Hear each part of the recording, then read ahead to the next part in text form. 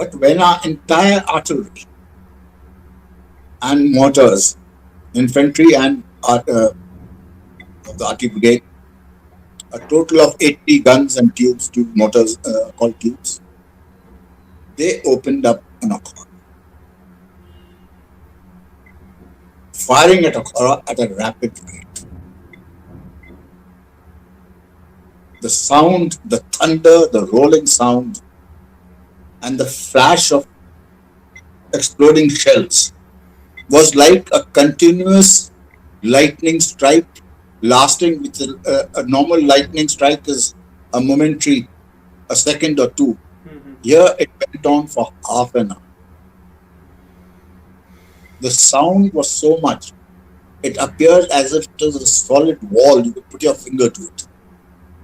It was a wall of sound. नमस्कार दोस्तों और जय हिंद। आप सभी को स्वागत है in my channel 1971 war book series. तो दोस्तों, in the fourth episode of पॉन्चीज war in the 1971 Bangladesh liberation war, आज मेजर चंद्रकांत सिंह वीर चक्र बात करने वाले हैं about the initial combat experiences of his unit the four guards, including his own combat experiences, जहां पे उन्होंने पाकिस्तानी फौज का सामना किया, specially tackling the Pakistani heavy artillery bombardment, including talking a bit about his comrades and course-mates who were involved in the conflict in the Eastern Front as well.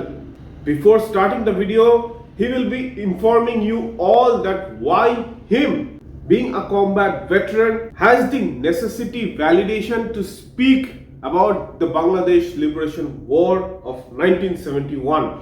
So without wasting any more time, let's welcome Major Chandrakant Singh Veer Chakra to our program today. I want to begin at the end of the war. Okay, at the end of the war. And then in the next 5 minutes, cover my qualifications to speak on the subject of the war. Okay. So it's a bit of self-congratulatory affair, for which you pardon me, because I know of one thing, that no single person can take all credit for what happened, Okay. good and bad. So the first thing I want to show you is the most glorious chapter of the Indian Army, Okay. the end of it. Okay. I'm going to show you a photograph of that. This is a photograph of the farewell parade Okay. that my battalion gave to Sheikh Mujibur Rahman on the eve of the official departure of the Indian Army from Bangladesh on the 12th of March 1972. Okay.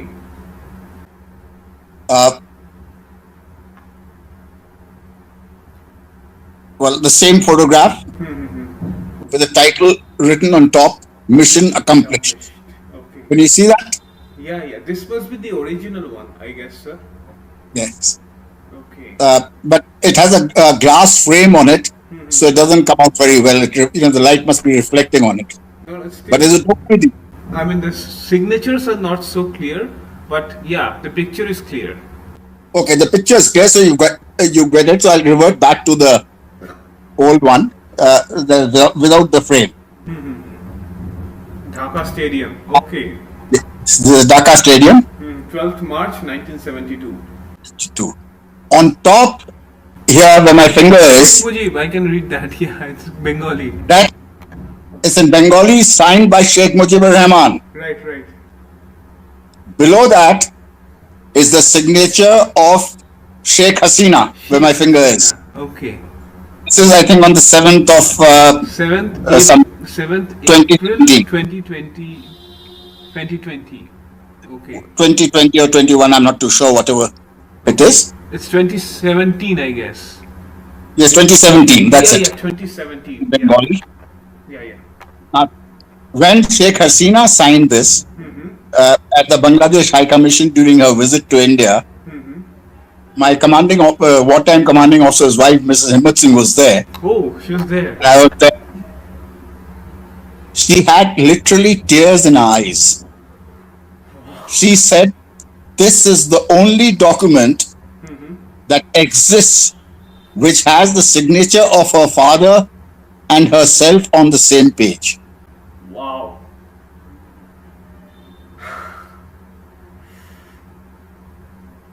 And here where my finger is, this is the signature of the previous president of Bangladesh, Mr. Abdul Hamid. Abdul Hamid. Okay. Yeah, I can figure out the date, but not the Bengali signature. But I could recognize it's Bengali. It's I guess 26 November or December 2017 or 19, something like that. I got it signed by him in Dhaka. Okay. I had gone there, and I have a photograph of him signing this, which I'll send to you later. Wow. So these, thing, and on the same page on this side are the signatures of the army, navy, air force chiefs, and some important ministers. I can see Mustafizur Rahman, I guess. Yes. So I don't know the names. I can't read it in the thing, but the names are there. So this is a very historical document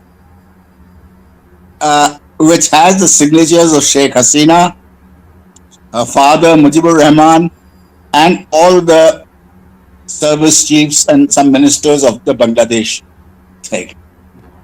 It's a testimonial to the Indian Army, and I will read out to you. I'll put this in front. Think what Sheikh Mujibur Rahman had to say. In our hearts and minds, we don't want you to leave. You leave as friends. Our country had no fighting machine, and you came to our help. The friendship and brotherly love ties between Bangladesh and India will be everlasting, and no power on earth can drive a wedge between them. The people of Bangladesh may not possess enough resources to present to you, but we have endless love for you. We want to bid farewell today with the love that we have, and please accept it. This is what Sheikh Mujibur Rahman said to the departing Indian Army, and it is my battalion, 4 guards, commanded by Lieutenant Colonel Himmat Singh, that gave the farewell parade.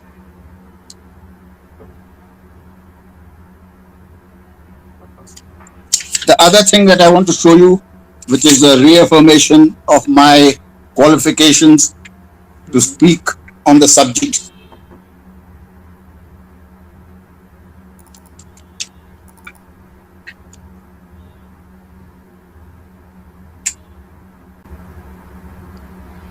Could you lift Can you see it a the- bit upwards, sir? A bit upwards. Yeah. Now I can see. Yeah. This is a map showing the advance of my battalion, 4 guards and supporting arms, the artillery and armor, from 1st of December 71 when we crossed the border, going up all the way, then by helicopters, and reaching Dhaka on the 13th December when we entered. Okay. Now this puts a test. That's Bulta, that's Demra. That's what I can see. Yes. Yeah. You can see that. And then the Dhaka. And the map is signed by General Jacob. At the bottom of the map is General Jacob signing the map, and on the side of it is his photograph, is his signature. Right. Can you have any more a better confirmation of the Indian Army and particularly my battalion's role than this map? What I showed you earlier. Then I read out to you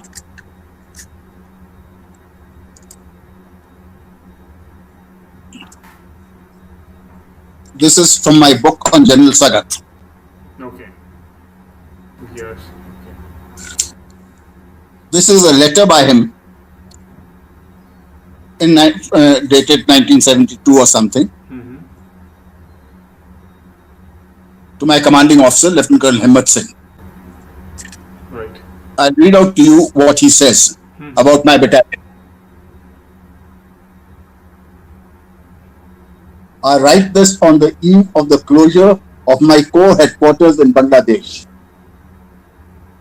to say what a glorious contribution you and your gallant battalion made to our speedy and outright success in the operations. For the tough Battle of Akhaura, the historic and unparalleled crossing of the very wide river Meghna and the opposed river crossing of river Satlakha for entry into Dhaka. You and your battalion were always in the van.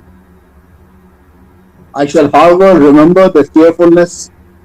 I shall forever remember the cheerfulness, boldness, dash, and determination displayed by you and the battalion throughout the lightning campaign.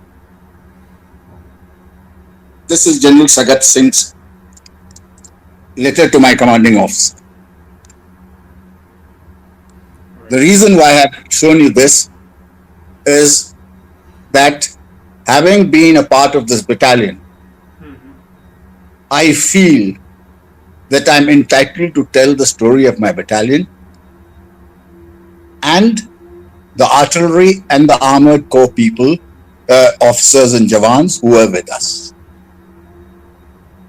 From the day one the battle started off, to the final surrender and the final parade that we gave to Mujibur Rahman. So what I've shown you in these photographs is just to confirm my qualifications to speak on this subject. The photograph of the parade, what Mujibur Rahman said, the map signed by General Jacob showing day by day our advance from the 1st of December to the 13th of December when we entered Dhaka. It's a wrong statement that people have been spreading that we entered Dhaka on the 16th. Our patrols had entered Dhaka on the 13th of December 1971. General Sagat Singh writes about it. We were shelling the Dhaka cantonment on the 13th of December from Demra. Our patrols and artillery observation officers were positioned in Gulshan town, which is the elite suburb of Dhaka. Right. It's like Vasant Vihar of Delhi. Right. And this map has been signed. You have the photograph of General Jacob signing it and General Jacob sign. Do you want any further proof of this? Nothing as of now, sir. I mean, you are already known by many people in this field. No, I think so, but Annette, so this is sort of a confirmation of what happened. And I also have some pictures of your battalion, especially of your commanding officer discussing with Major Mehta about, I think, with the maps and everything. And your CO meeting General Manik Shah as well. Yes. I think it was in Dhaka, 19th of December. No, that's on 25th or 26th of December. Okay. When Manik Shah came to us. Okay. Well, I would like to now start speaking about the middle of November. By then, we were certain that we would go to war. Okay. And the war would be to the finish.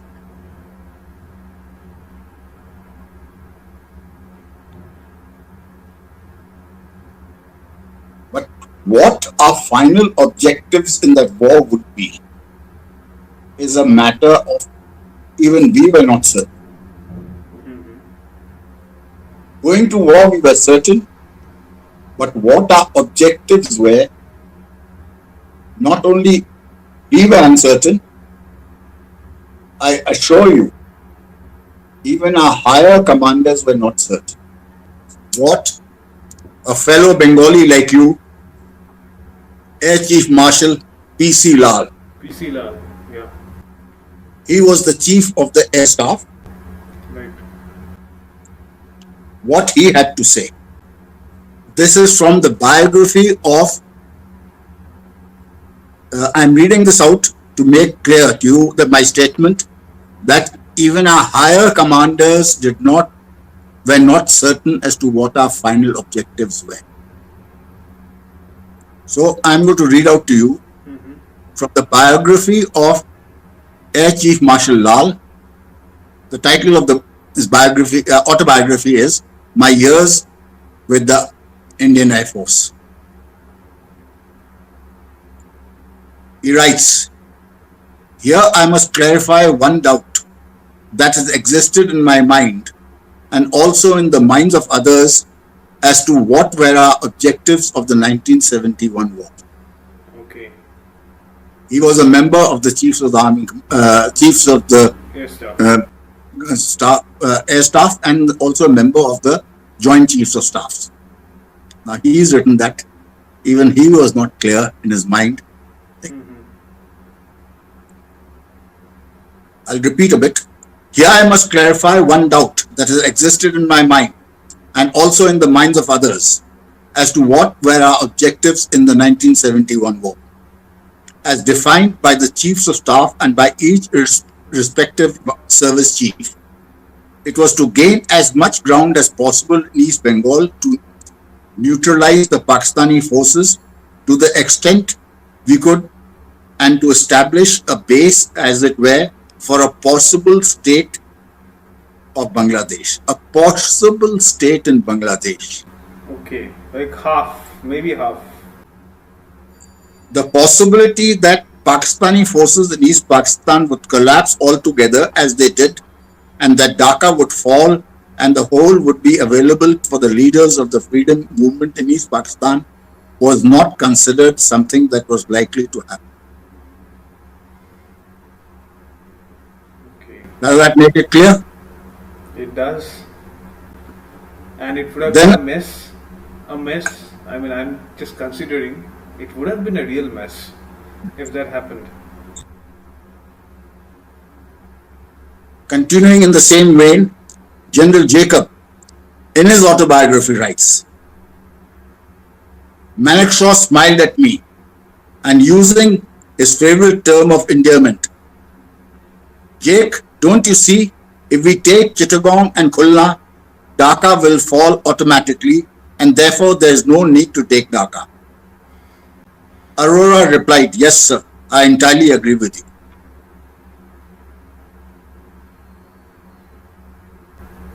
Right. Because first of all, Dhaka is in the middle. All the ports, even in, I mean, close to Dhaka, especially Narayanganj, is connected to Chittagong and Khulna and Chalna, Mongla. So of course, like Pakistan wouldn't have been able to sustain. Yeah. That's what the plan was, but capturing Dhaka was not the objective. Right. And even if So- like UN ceasefire did a lot of mess, it would have been like half of like how Kashmir is right now. Half there, Yes. half here, and it would have been a mess for Bengal, West Bengal especially. And can you imagine the atrocities and the Bengali population would have had to undergo? Yeah. And the man responsible for it was General Sagat. I won't waste time by reading out what General Jacob has written. I mentioned that we had entered Dhaka on the 13th of December. General Jacob in his biography writes, on the 13th of December, Eastern Command, Akhaura's Eastern Command, received a signal from General Manekshaw stating, I won't say state, ordering our troops to withdraw from Dhaka and go back to capture the border towns. Jacob said this. Jake is there, the signal is there in the official records, and General Jacob has reproduced that in his biography. To be honest, sir, many Bangladeshis considered that Jacob captured Dhaka, which I know is not accurate. It is Sagat, it is Sagat. It is Sagat, yeah, definitely. Yeah.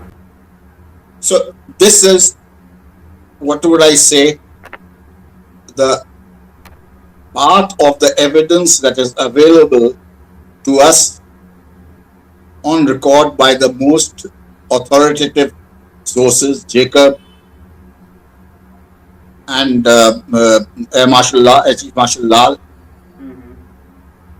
And the best part, there's another letter, which I'll have to look for it, by Indira Gandhi herself to General Major General Lakshman Singh Leher. This is 1978, during that emergency, where she, our aim was to make the refugees go back. Liberation of the whole of Bangladesh was not done.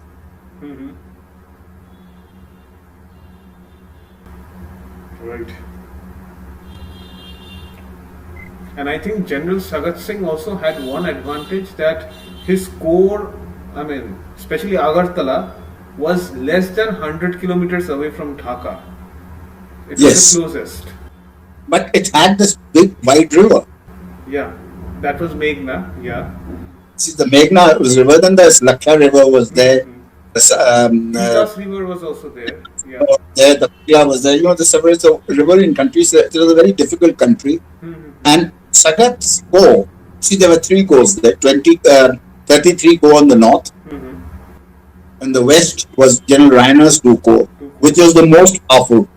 There are 2 or 3 armored regiments, the Para Brigade, the full complement of medium artillery. Sagat's troops had infantry, but they were all mountain divisions with very little artillery. And just 2 squadrons of light armor. The other corps had medium tanks, Right. T-55s 55s. and PT-76s, and medium guns. Here in the whole corps of 33 corps, Sagat had only 1 battery of medium 5.5, One battery. which is 6 guns only. Okay, now I think I've waffled enough to establish my bona fides to speak on the subject. Now we go back to middle of December. Not middle of December, middle of November. By the time we knew that war will be there, but as I said, we had no idea into what our final objectives or where. But war, yes.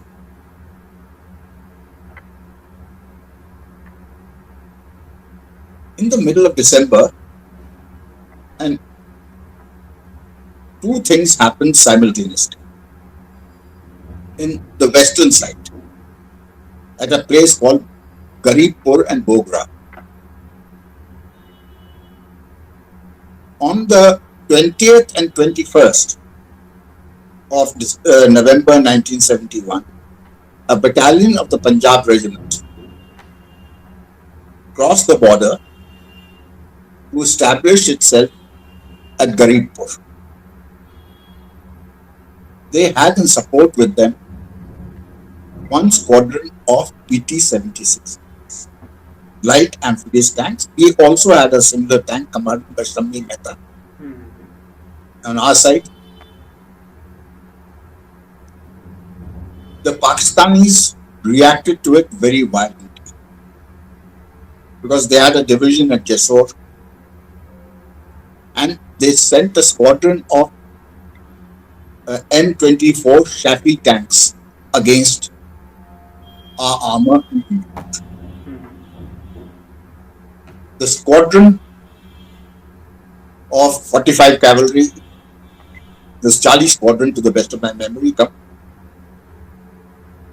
which ambushed this Pakistani squadron of Shafi tanks, and the entire Pakistani squadron of 12 or 14 tanks was knocked out. I have a personal connection with 45 cavalry. One is the commanding officer, Major D.S. Jambal, was married to my cousin. He's no more, but she is there. the second in command of the 45 Cavalry PT 76 Squadron was then Captain B.S. Mehta, whose elder brother was attached with my battalion with his squadron, General Shammi Mehta. Right. But when the Pakistanis attacked the squadron and that squadron of that was wiped out, the Pakistanis sent in 4 Sabre jets in support of the Pakistani ground troops. They were intercepted by 4 Nats of our Indian Air Force, and the flight leader was that time Flight Lieutenant Roy Andrew Massey, my course mate and schoolmate. Oh, okay. So again, a personal connection. See, we at that time were all in that age group of subunit commanders with 8, 9, 10 years service, who are at the bayonet end, at the fighting end of the company commanders, flight leaders, that sort of thing, squadron commanders. He was with you in the NDA. In NDA NDA. and RMC. And Okay. we received our Veer Chakra together in 72 or 73. So when we landed up there, I accused him of starting the war because he's got involved with the Pakistani Air Force. Right. He accused me. He says, "Yeah, not me. I only came in support. You're the chaps who went in first and blew it up." Now, then we knew that now that the Pakistanis have committed their Air Force, they have committed their armor. Sooner or later, the war would be declared. A week, 10 days, 15 days, or a month at most. We knew that we would go to. Okay. On the 25th or 26th of November, our divisional commander, that is the commander of 57 Mountain Division, which had 3 brigades, 81, 311, which is my brigade, and 73. All the division officers were assembled at Div headquarters, and we were briefed by the Div commander, General Gonzalez, and he made it clear that we would be going to war very shortly. Our planning was complete. Our initial objectives had been laid out. My battalion and my brigade's task was Akhaura, Akhaura. Okay.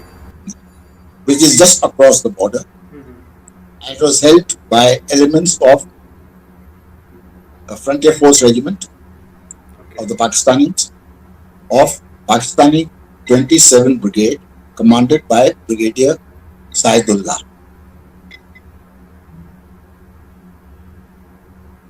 Agartala was the very formidable objective just across the border.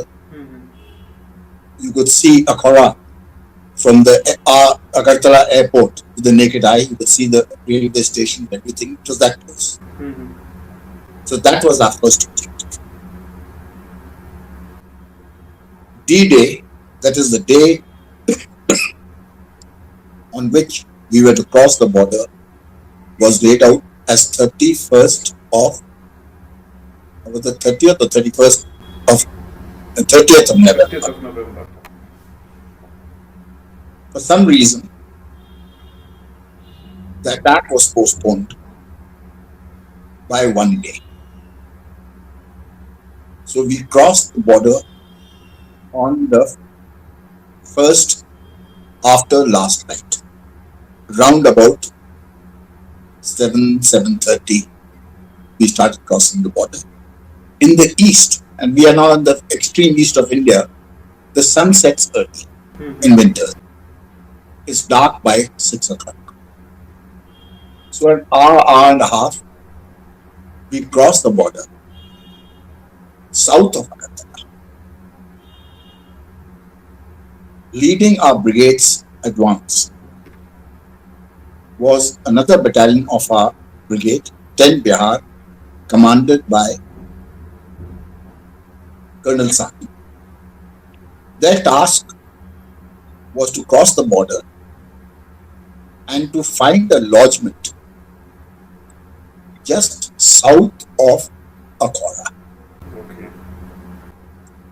The purpose of the lodgment was to facilitate my battalion, 4 guards, to cross through a marsh and ford the Titas River and get behind the Pakistani defenses at Akhaura, between them, Akhaura and Brown Bag, Okay. at a village just about a couple of kilometers west of Akhaura, a village called Koda.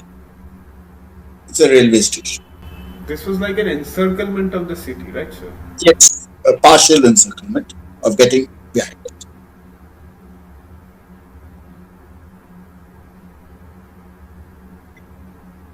Initially, we had no problem, but the Biharis ran into some trouble. When I say some trouble, they met with some opposition. Okay. So the whole operation got delayed by 3 or 4 hours. Okay. Because to clear that opposition takes time. But it was very interesting. The Pakistanis had detected where we were, and they started shelling us.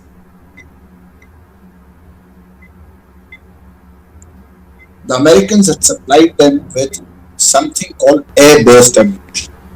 Okay. The normal artillery shell lands on the ground and explodes, but the force of the explosion is directed upwards and not so much sidewards. And particularly in Bengal, where the ground is soft, the shell goes in a couple of feet before it explodes. Okay. Velocity and momentum takes it. But here, the airburst shells, they were fitted with something called proximity fuses. So they would explode when they were about 50 or 60 feet above the air. So the cone of shrapnel from that single shell explode would come down like a pyramid, Okay. inflicting a lot of casualties on us, and we started picking up casualties. It's like 1,000 bullets are being fired on the ground infantry from up above. From above. Right. One of our company commanders of my battalion, Major Chandrakant Singh, was injured, seriously injured, injured in those parts of the human anatomy, which we do not normally mention. And we also had a few deaths. So here, but there was no reaction from our side, from our artillery. Because as per the plan, our artillery was to open up at midnight. Okay. That is called the HR. That is when the war was to begin. But the Pakistanis detected our movement, so they started shelling us.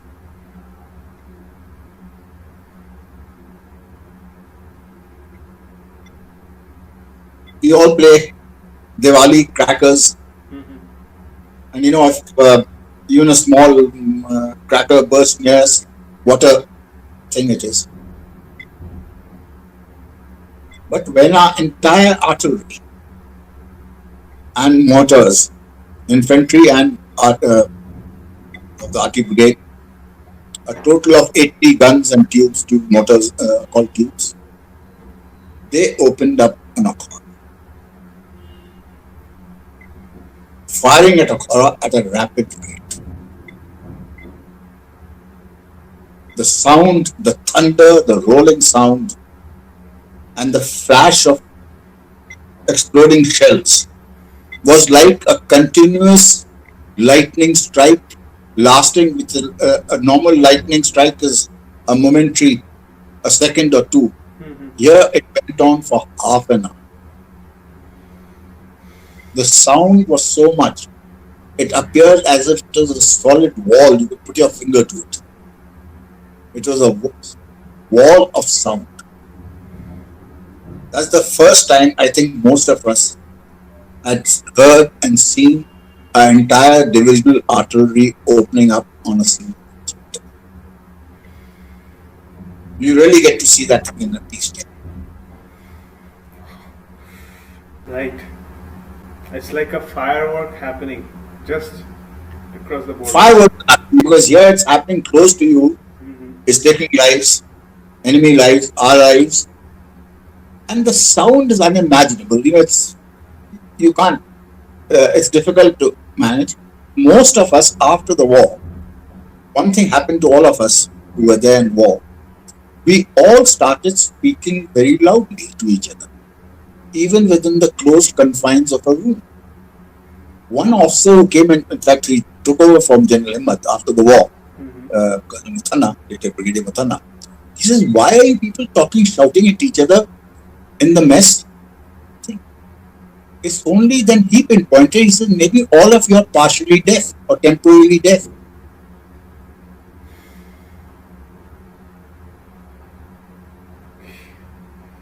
We all recovered. Maybe I'm still very partially deaf. Like my wife says that I have selective hearing, but I think most of us do. That.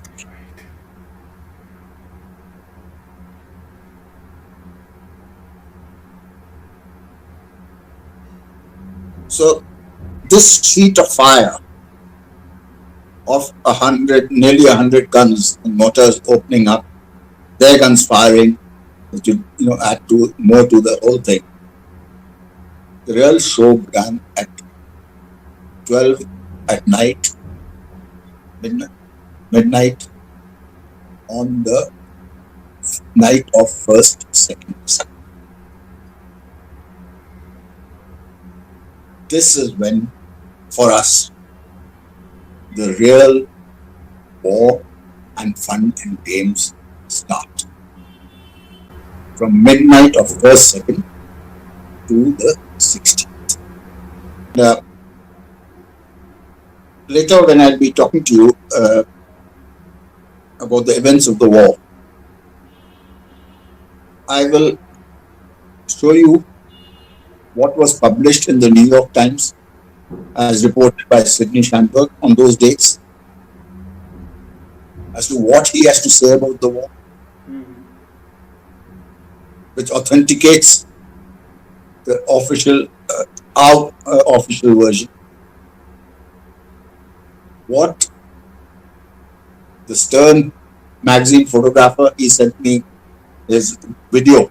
It's about almost half an hour long, where he describes the photographs and describes what he saw and did.